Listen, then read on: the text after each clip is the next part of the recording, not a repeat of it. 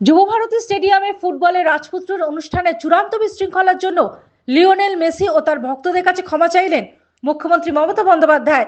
একই সঙ্গে তিনি জানালেন, কলকাতা হাইকোর্টের অবসরপ্রাপ্ত বিচারপতি অসীম কুমার রায়ের নেতৃত্বে তদন্ত কমিটি গঠন করা হয়েছে। কমিটিতে আছেন মুখ্য সচিব, অতিরিক্ত মুখ্য সচিবও। শহরে ফুটবলের রাজপুত্র লিওনেল মেসি শনিবার যুবভারতী স্টেডিয়ামে সেই মেসিকে দেখতে গিয়ে চরম বিশৃঙ্খলা, বোতল ছোড়া দিয়ে যে অশান্তি শুরু তা গড়ায় স্টেডিয়ামের জিনিসপত্র আসবাবে আগুন লাগানোর ঘটনায়।